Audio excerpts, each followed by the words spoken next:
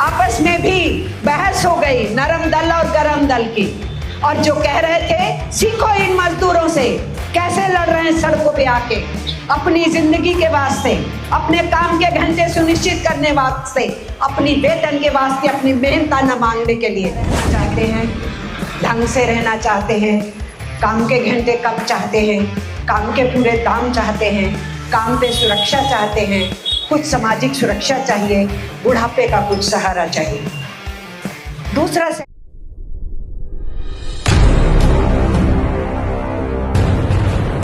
नहीं बननी शुरू हुई थी। हमारे देश के मजदूर ने हड़ताल से ही अपनी लड़ाई शुरू की थी। आज से 197 बरस पहले 1828 में पहली हड़ताल इतिहास में दर्ज है। यूनियन नाम का शब्द मजदूर नहीं जानते थे, यूनियन थी भी नहीं, वो ये भी नहीं जानते थे जो वो कर रहे हैं वो हड़ताल है। लेकिन वो हताश थे। 16 घंटे 18 घंटे काम करना, परिवार को समय नहीं दे पाना, फिर कई कई महीनों इंतज़ार करना कि हाथ में पैसा आएगा तो परिवार में खाना पकेगा।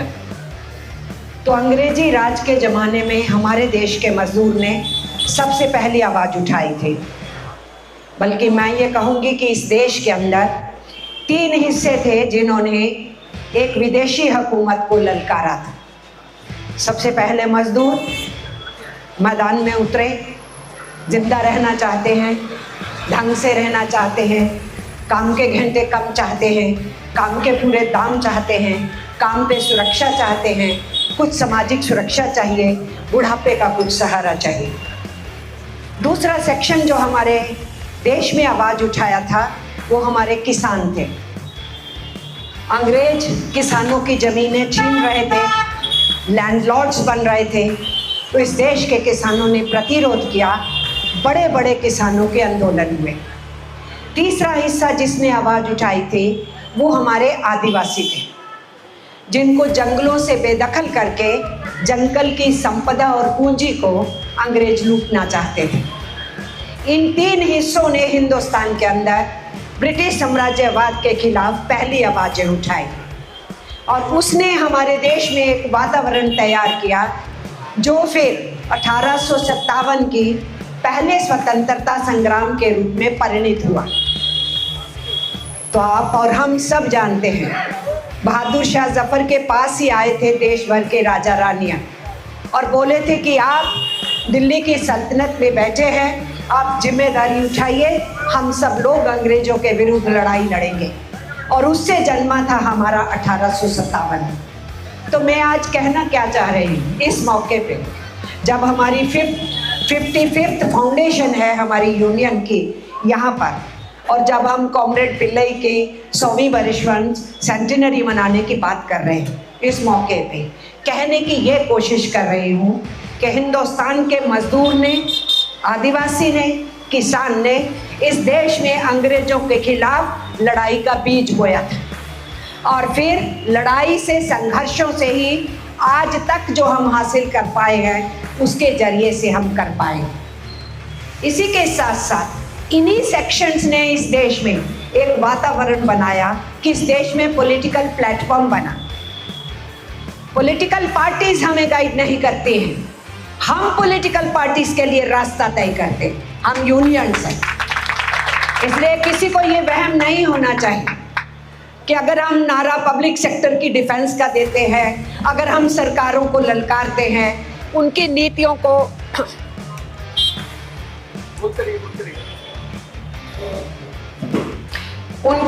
को गलत कहते हैं, उनसे लड़ने के लिए सड़कों पे आते हैं, हड़ताल करते हैं और संसद घेराव की भी बात हम कर सकते हैं। ये सब कुछ जब हम कहते हैं तो हमारे पास हमारे इतिहास की ताकत है। हमें पॉलिटिकल पार्टी से संदेश की ज़रूरत नहीं होती है, हम पॉलिटिकल डायरेक्शन देने का काम करते हैं। तो मैं आपसे ये कह रही थी 1828 में मजदूर हड़ताल करते हैं और आदिवासी और किसान भी आंदोलनों में जुड़ते हैं, तो कहीं जाके 1885 के आसपास एक पॉलिटिकल प्लेटफॉर्म इस देश में तैयार होता है। और इस देश में जब 1857 कुचल दिया अंग्रेजों ने, उसको विद्रोह कह के, सबसे पहली फिर से लोगों की लॉ को जगाने के लिए और लोगों को फिर से जिंदा रखने के लिए और फिर से आवाज उठाने के लिए फिर से मजदूरों ने ही आवाज उठाई। 1866 से लेके 1900 तक का दौर हड़तालों से भरा हुआ। 1870 से फिर प्रॉपर यूनियन बनने शुरू हुई। टेक्सटाइल में बनी, जूट के अंदर बनी, रेलवेज में बनी, डिफेंस में बनी, हैकीज में बनी, हर सेक्टर जो काम में था उसमें यूनियंस बनी।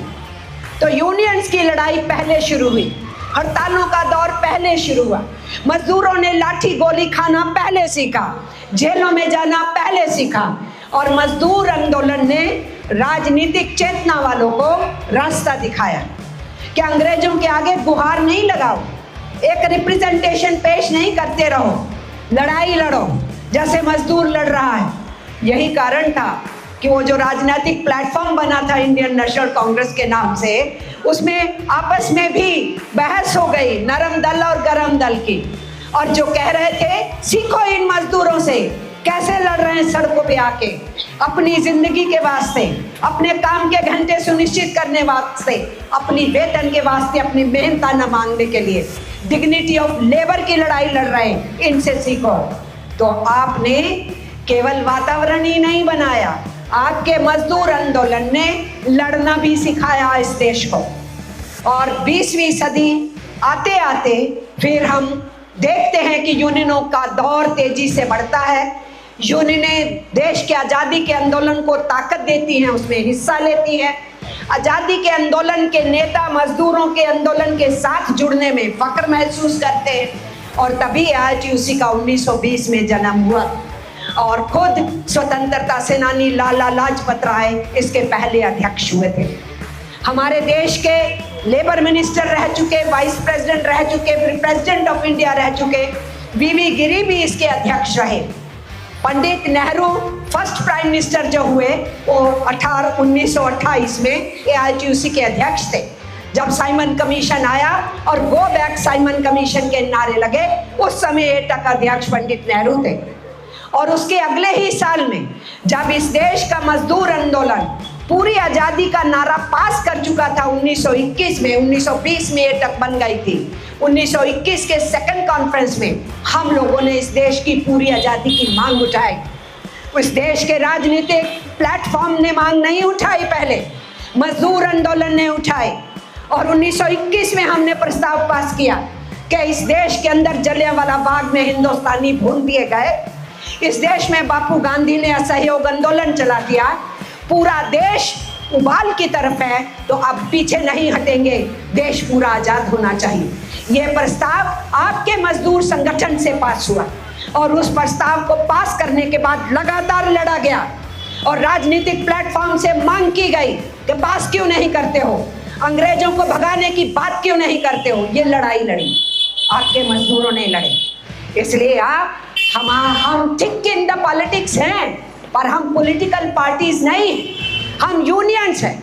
हम पॉलिटिकल डिस्कोर्स तय करते हैं, दिशा दिखाते हैं, राजनीतिक पार्टियों को भी कहते हैं कम ऑन टेल अस, हमारे साथ खड़े हो कि हमारे विरोध में हो, तुम कॉरपोरेट्स के साथ हो कि हमारे पब्लिक सेक्टर के साथ हो, वो सत्ता में पार्टी हो, सत्ता के बाहर पार्टी हो।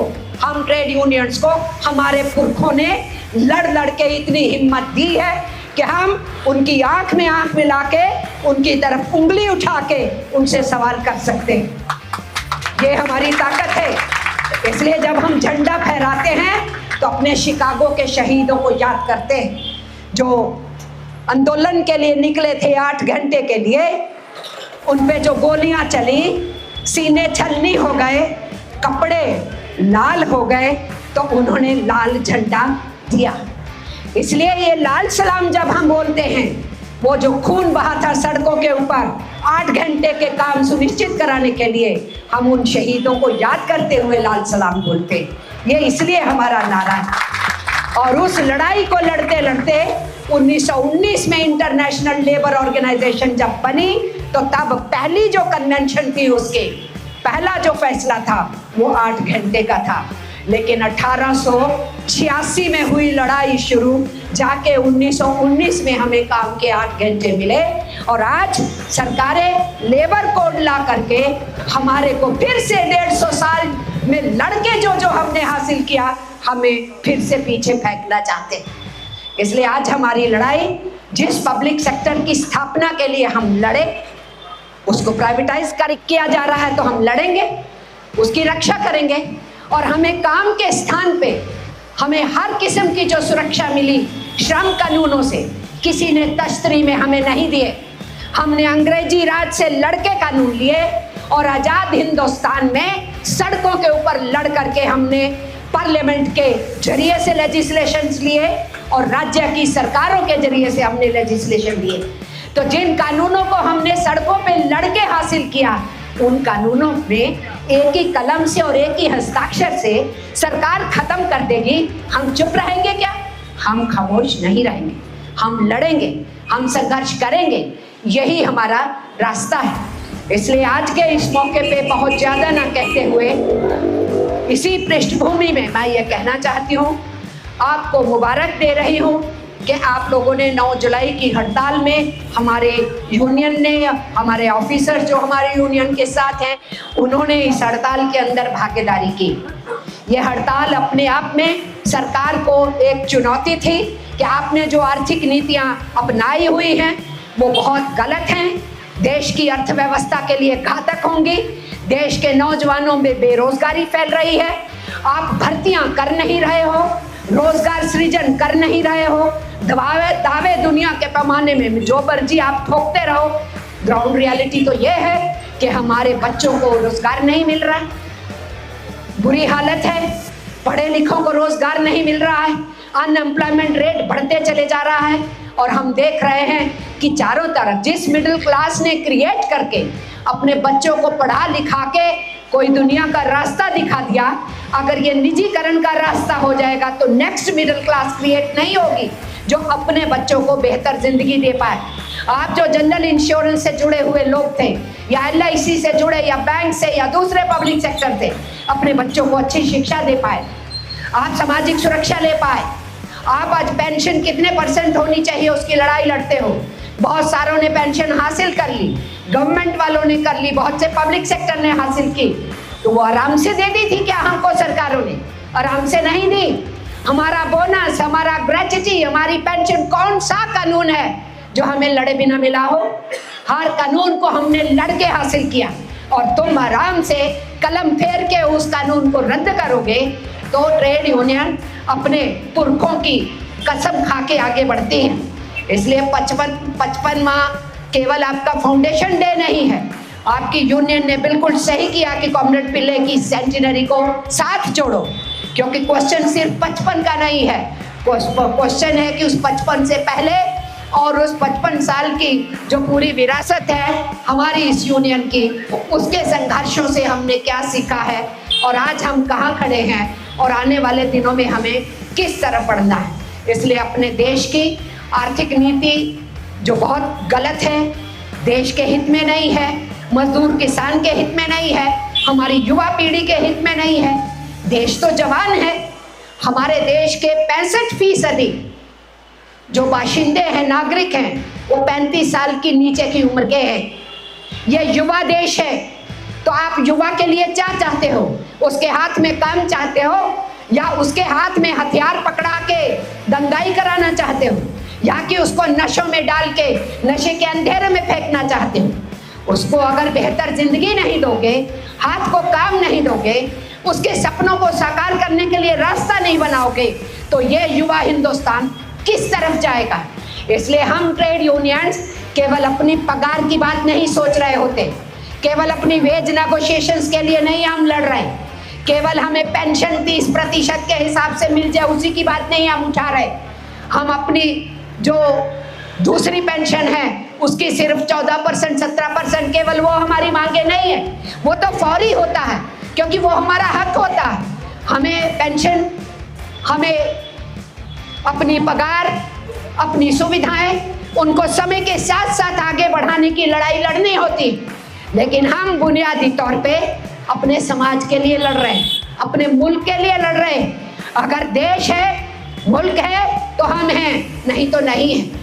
आखिरी बात साथियों, आखिरी बात, ये झंडा हमें याद दिलाता है हमारे सबके रगों में लाल रंग का खून है, नीला, पीला या काला नहीं है। इसलिए इसी बात को आगे बढ़ाते हुए हमारे देश के और दुनिया के मजदूरों ने कहा, दुनिया भर के मजदूरों को इसी बात को, इसी सोच को, इसी समझ को आगे बढ़ाते हुए उन्होंने कहा कि हमें जाति, हमें धर्म, हमें भाषा, हमें बाउंड्री अलग नहीं कर सकती। हम श्रमिक हैं, सेवा क्षेत्र में हैं, मैन्युफैक्चरिंग में हैं या स्वतः रोजगार में हैं, हम मेहनत करते हैं जिसकी वजह से समाज और देश बनता है और आगे बढ़ता है। इसलिए हमें कोई भी धर्मों में बांट के, नफरतों में बांट के, जातियों में बांट के हमें ये कहो कि तुम एकजुट मत हो, तो भी हमारा तो नारा ही यूनिटी है। हम जब तक यूनियन नहीं बनाएंगे और यूनियन के जरिए से लड़ेंगे नहीं तो हमारे मानव रहने का अधिकार भी खत्म हो जाएगा।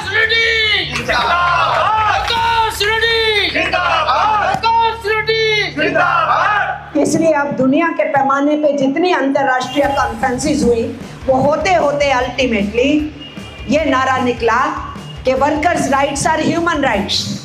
इसलिए सारे ह्यूमंस के राइट्स है तो वो किसी भी मजहब, किसी भी भाषा, किसी भी धर्म, किसी भी जाति और दुनिया के किसी भी कोने के मजदूर के अधिकार हैं। और इसलिए आज पूरी दुनिया में पूंजीवाद का संकट और हमला है और वो अपना संकट संभाल नहीं रहे, उसको मजदूरों के ऊपर, कर्मचारियों के ऊपर फेंक रहे। जो वहाँ दुनिया में चल रहा है वो ही हमारे देश में चलाने की कोशिश है। और देश की हुकूमतें तो ट्रंप का जवाब भी नहीं दे रही जिसने 25% का टैरिफ लगा दिया है। देश की हुकूमत तो ये भी नहीं बता रही कि वो धमका रहे हैं, कर रहे हैं। अपनी इंश्योरेंस सेक्टर को बिजनेस देने के लिए हमारी सरकारों पे जोर डाल रही है। भाई तुम्हारा इंश्योरेंस सेक्टर, बैंक सेक्टर पिट गया तो अब तुम हमारे विकासशील देशों के अंदर यहाँ बिजनेस हथियाना चाहते हो। तो मुझे ये बताइए, ये अगर गलत पॉलिसी है और अगर हमारी गवर्नमेंट उनको इजाज़त देती है, जो वो चाहते हैं वो करने देती हैं, तो ये तो हमारे देश के हित में नहीं। अगर हम इसके खिलाफ लड़ते हैं, इसको लोग सियासत कहते हैं, राजनीति कहते हैं, तो कह ले, ये तो हमारे मुल्क को बचाने का सवाल है। इसीलिए इस बहस में और जाने की ज़रूरत नहीं मैं समझ रही। मैं इतना समझ रही हूँ कि हमारी यूनिटी बहुत इम्पॉर्टेंट है और हम केवल ये नहीं कि हमारी GIA की यूनिटी की बात करते हैं, हमारे ऑफिसर्स की जो यूनियन साथ है उसकी बात करते हैं। हम जब बात करते हैं तो हम सभी सेंट्रल ट्रेड यूनियंस को चाहते हैं एक साथ रहो। हम ये कहते हैं कि किसान भी अपने आंदोलनों को चला रहे हैं, हम उनके साथ एकजुटता करें। विद्यार्थी अपनी शिक्षा नीति के लिए लड़ रहे हैं, प्रोफेसर अपनी नौकरी के खत्म होने के डर से मैदान में उतरे हैं, समाज का हर हिस्सा लड़ रहा है। तो सबके साथ यूनिटी की हम बात करते हैं, केवल अपनी विद इन यूनियन की यूनिटी की हम बात नहीं करते। उस व्यापक यूनिटी को भी देखते हुए आपके साथी लोग जो हैं किसानों के आंदोलन में, केवल AITUC ही नहीं गई थी, आप लोग भी गए थे बॉर्डर के ऊपर, आपकी यूनियनें भी गई थी वहाँ एकजुटता जताने के लिए। आने वाले दिनों में इस किस्म की एकजुटता की बहुत ज़रूरत होगी। 13 अगस्त हमने चुना है निजीकरण के खिलाफ, कॉरपोरेट लूट के खिलाफ। पूरे देश भर में हम सेंट्रल ट्रेड यूनियंस विरोध दिवस के रूप में मनाएंगे, चाहे काले बिल्ले लगा के और चाहे लंच आवर में 1 घंटे की अपने अपने ऑफिसेस के बाहर, अपने अपनी फैक्ट्री के बाहर प्रदर्शन करते हुए। किसानों ने भी यही दिन चुना है, हमने भी यही दिन चुना है, हम कोइंसाइड करेंगे। दूसरा हमने तय किया है 22 सितंबर को पार्लियामेंट के अंदर 3 लेबर कोड इंट्रोड्यूस किए गए थे। सारी अपोजिशन भी एब्सेंट थी तो भी जबरदस्ती वो कानून वहाँ पेश किए गए और पास कराए गए। तो हम उसको ब्लैक डे के रूप में मनाने का फैसला लिया है। तो 22 सितंबर को सारी सेंट्रल ट्रेड यूनियंस उसको ब्लैक डे के रूप में मनाएंगी। तो आपको भी या ब्लैक पट्टी या ब्लैक बैज कि ब्लैक डे है हम पे लेबर कोड थोपने के लिए पास किए गए पार्लियामेंट में, उसका आपको भी यूनियन को निर्णय लेना होगा, क्योंकि देश की सभी यूनियनें उस दिन को मनाएंगी। और उसके बाद 26 नवंबर के लिए हम लोग आगे बढ़ेंगे, जिस दिन हमने लेबर कोड्स के खिलाफ हड़ताल की थी, 2020 में, और उसी 2020 में इसी 26 नवंबर को किसानों ने पंजाब और हरियाणा से दिल्ली की तरफ और यूपी से दिल्ली की तरफ और राजस्थान से दिल्ली की तरफ मार्च शुरू किया था।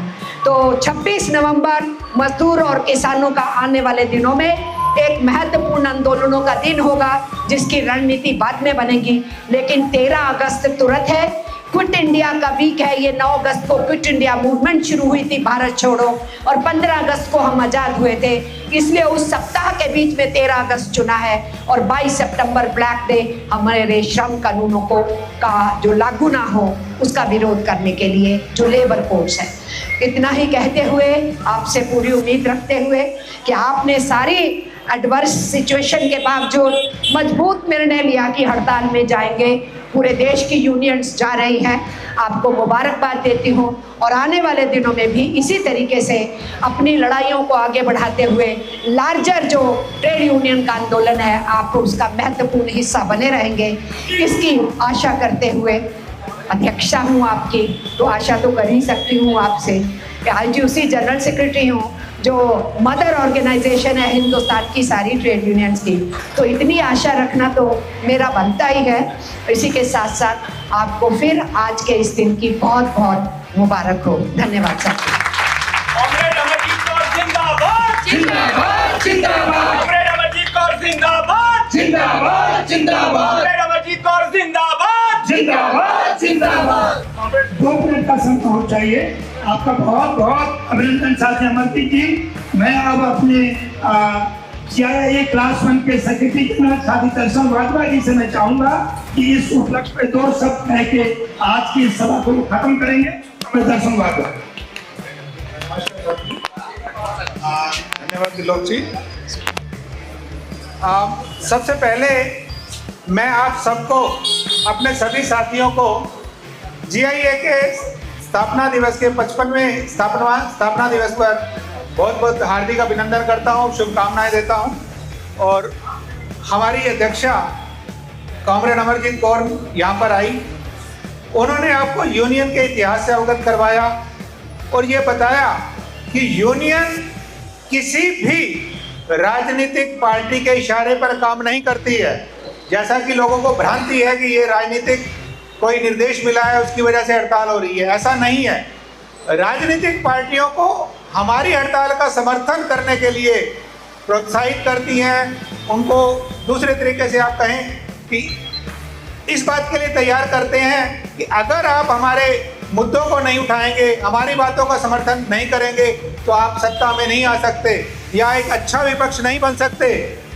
और ऐसा नहीं है कि जो यूनियन है वो अकेले चलने की कहानी है। यूनियन सबको साथ लेकर चलने के एक मजबूत इरादों की बात है, जिसके लिए आप सब साथियों का हम हमेशा से ये अनुरोध रखते हैं कि आप जितनी भी हमारी बातें हैं, जितने भी हमारी मांगे हैं, उसका पुरजोर समर्थन करें और यूनियन की बातों को इस हिसाब से लें कि वो केवल आपके मुद्दों की लड़ाई लड़ रही हैं, कोई अपने पर्सनल स्वार्थ के लिए कोई नहीं लड़ रहा है। चाहे वो AITUC है जो हमारी मदर ऑर्गेनाइजेशन है, या जो आपकी यूनियन है GIA है, वो सब आपके मुद्दों को लेकर आगे बढ़ती है। और इसके साथ हम अपने जो पुरोधा नेता हैं श्री KSB पिल्ले जी, उनको याद करते हुए उनका ये साल उनकी जन्म शताब्दी के रूप में हम मना रहे हैं। और ये जो आयोजन है केवल एक दिन का आयोजन नहीं है, हम पूरे वर्ष उनसे संबंधित उनके कार्यों को याद करते हुए अपनी एकता को बढ़ाएंगे, अपनी एकता को रखते हुए संगठन में की शक्ति को बढ़ाएंगे और इसी प्रकार उनके दिए हुए आदर्शों को पालन करते हुए अपनी मांगों के लिए पुरजोर अपनी मांगों के लिए मैनेजमेंट के सामने अपनी बातों को पुख्ता तरीके से रखेंगे और जो भी हमारा संघर्ष चल रहा है उसके लिए हम जरूर अपनी जीत दर्ज करवाएंगे। धन्यवाद। धन्यवाद साथी वाधवा जी। साथियों, एक बार फिर से कॉमरेड अमरजीत जी का बहुत बहुत धन्यवाद। अपने बहुत व्यस्त समय में से समय निकालकर हमारे आज स्थापना दिवस में आप शामिल हुए और आपको होना ही था, आप अध्यक्ष हैं। तो इसी के साथ हम अपना कार्यक्रम को खत्म करें। हमारे